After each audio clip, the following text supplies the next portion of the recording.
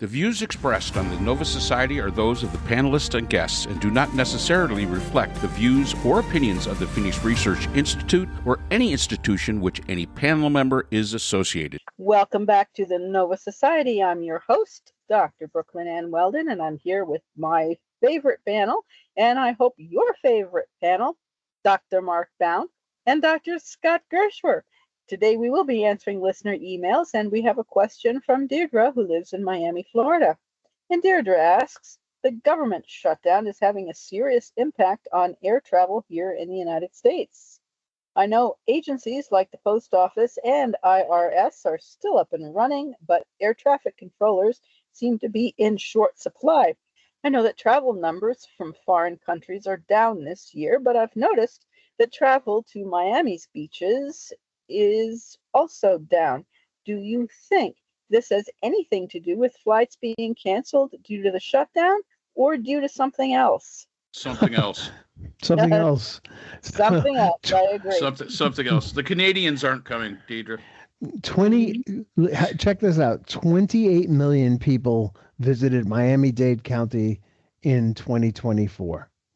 There won't be a fifth of that this year. Governor DeSantis, you are on notice.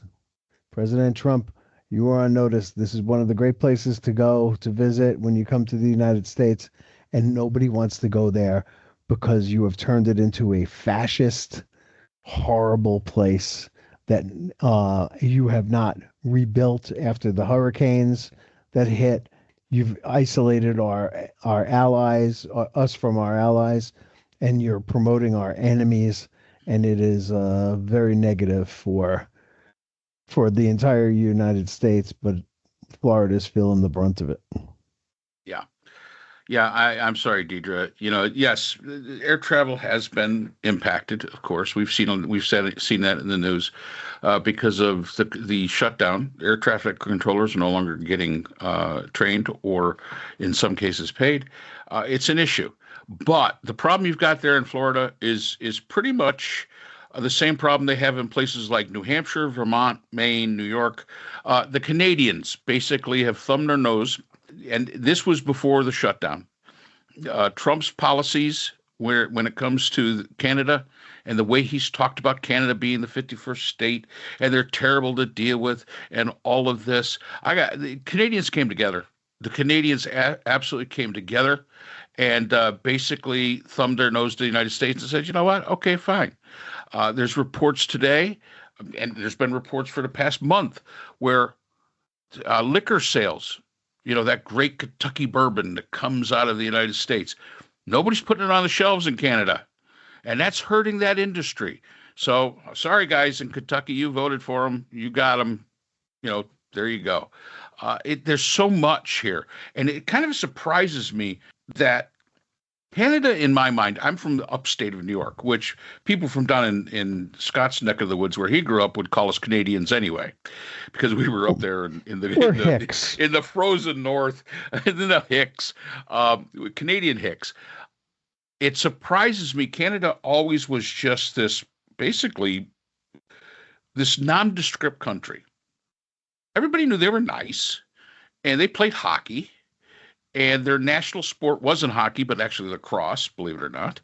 They were just Canadians, and they were inoffensive, and they didn't take offense to many things. They were just kind of nice people.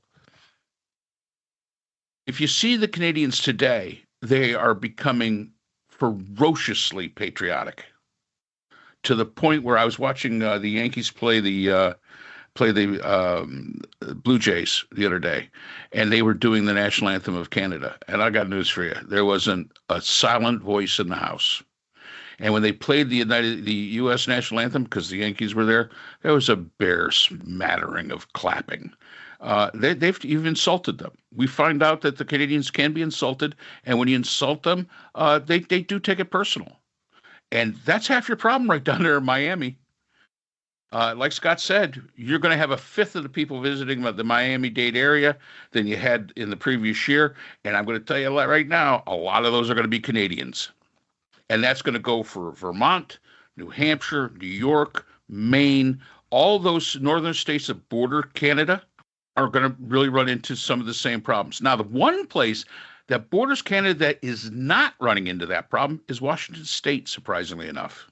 Yes, there's a downtick, but they see Washington State more as a kindred spirit than they see, say, Vermont, which is kind of funny because Vermont's kind of like Canada in a way. Not so much Maine, but again, this is a creation, and it's going to continue. You think it's bad now? Wait till those Canadians find out, and they're finding it out now, how much Canada has to offer them if they stay home and they do staycations, or when they start to see how much Europe has to offer them. And instead of coming here, they can go to Europe. Where your tourism down there is going to be crushed. And let's face it, that's the only thing that keeps Florida from falling into the ocean, tourism. And bad news for you. Your governor and the president, and again, I don't know if you're a Republican, Deidra. If you're not, excuse me for that. But these are the consequences. You've brought on the wrath of the Canadians and their elbows up. And hey, sorry. I guess That's on the just other hand, Yeah. the other hand, it's a really great time to go to Disney because there are no lines and you can park anywhere you want. But you better get there soon because if not, the prices are going to go up because the Canadians aren't coming. They got to make that money back somehow. Yeah, I agree.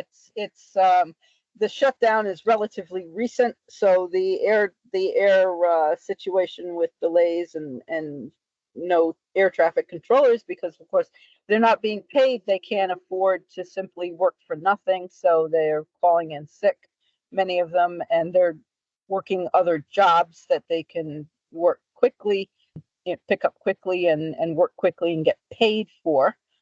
The other stuff that Trump and his ICE people have been doing, that's been going on since January, and the insults and the incarcerating of people who have done nothing, including Canadians, and at least one Canadian has died in ICE custody. I think either something like 75 people have died in ICE custody this year. 57, 75, something like that. The number is frighteningly high. 2 or 3 of them have been Canadians. And Canadians, as I understand it, they're not returning to their rental properties. They're selling their winter homes that they owned in Florida and in Arizona and Nevada, like Las Vegas, stuff like that. People aren't coming. And everyone I know who doesn't live in the United States who has expressed any interest in visiting, I have said, as we have spoken in our last podcast to a listener from Germany who had said something about always wanting to visit, don't come. It's not safe. My daughter and her spouse, who live in British Columbia, they used to come back and forth across to Washington State. They don't come anymore. They don't want the hassle of potentially being searched or whatever as dual nationals. They're not coming across anymore, and I don't blame them. I wouldn't. If I lived outside this country, I wouldn't come here. What for? What? To risk being detained and to be treated badly?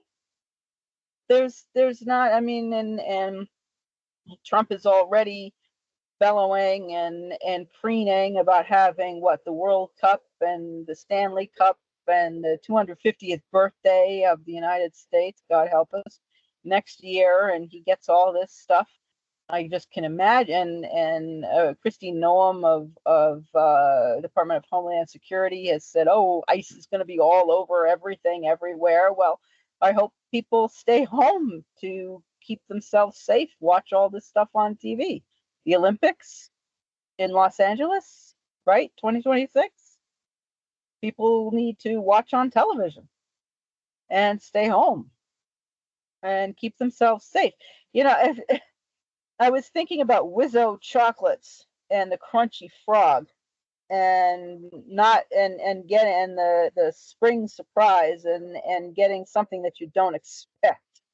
And while the label says crunchy frog, most people don't see the label, and many people didn't see or really didn't listen when Trump was saying what he was going to do during the campaign.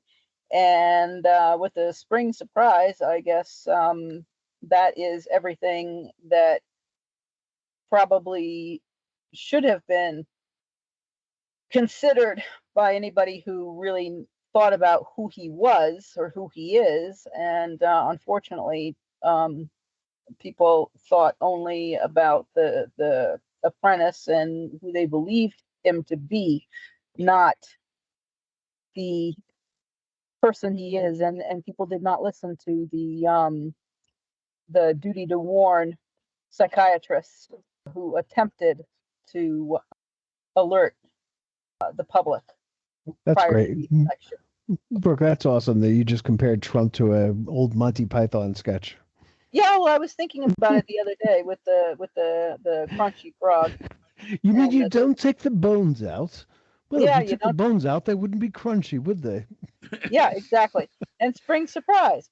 And but it doesn't say crunchy frog on the label, and yes, it does right under monosodium glutamate. But I don't think they said anything about the spring surprise on the label, which is what got me thinking about not saying anything about going to this extent with ICE, although he may have during the campaign. I don't remember putting ICE and the National Guard and militarizing. It was supposed to be only the criminals and whatnot. But of course, the definition of who a criminal is, no one ever asked that question. Define criminal for us. And Yeah, so, that's a fair point. yep. Because I think most Americans, I think it's like 90% of Americans, are all for deporting people who don't belong here. But what Trump promised was going after the worst of the worst.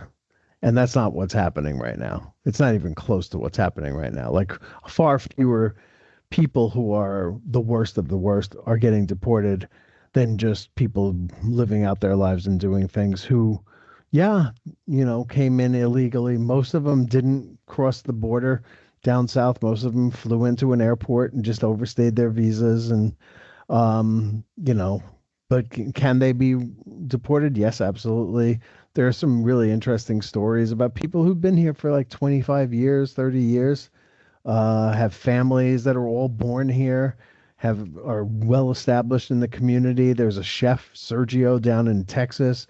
It's kind of a famous case of a guy who didn't really think that he had to become a citizen. He wasn't interested in voting for anything. He didn't really care about the government. He just wanted to make a living here, and he made a really good living here. And he's not an illegal. I guess he isn't an illegal immigrant, but he's been here for so long. He just kind of thought that he was safe.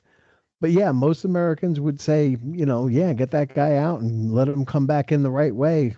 What we're seeing now with Americans being detained, citizens being detained, using profiling rather than using lists that are people that are here illegally and you can actually go and get them out. Instead, there's profiling going on at Home Depot parking lots and all kinds of places that are just, this is not very American. So I don't think people are going to be putting up for it for long. Yeah, I mean, that's it. I think we should probably just move on to something else. Well, I only wanted to add Yeah. that from Trump's perspective, the people he's removing and the people on the naughty list, which may very well include podcasters like us because we disagree with him and we've criticized him, are the worst of the worst because we're not saying, oh, yes, sir, and bending the knee and kissing the floor and all that stuff. So that is the worst of the worst. So anybody who is not 100% white Christian nationalist who's doing whatever he wants is that person or those people are the worst of the worst. So no one asked him define the term. So I hope that we answered your question, Deirdre. I'm sorry if I've mispronounced your name. I don't know if it's Deidra or Deirdre. I guess it's Deidra. I'm sorry if you did not vote for Trump and you're stuck down there in Florida with DeSantis. We thank you for listening and appreciate your time.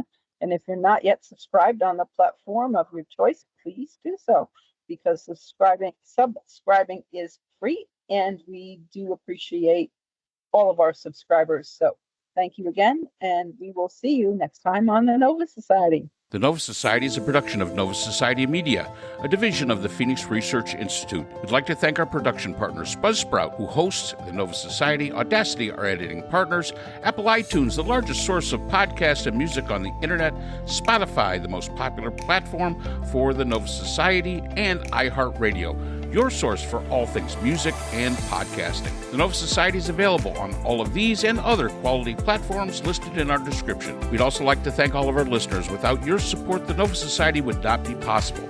If you have a question or comment, we can be reached at nova.society.podcast@gmail.com. So for Dr. Brooklyn Ann Weldon, Dr. Scott Gershwer, and all of our production partners here at the Nova Society, I'm Dr. Mark Bound. Remember, the true power in society is knowledge. Thanks for listening, and we will see you again next time. We'd like to thank our sponsor for this episode, the Phoenix Research Group, an independent research consortium offering social-political issue solutions to NGOs and international government agencies through multidisciplinary, nonpartisan, and unbiased research. The Phoenix Research Group is a division of the Phoenix Research Institute, the producer of the Nova Society podcast.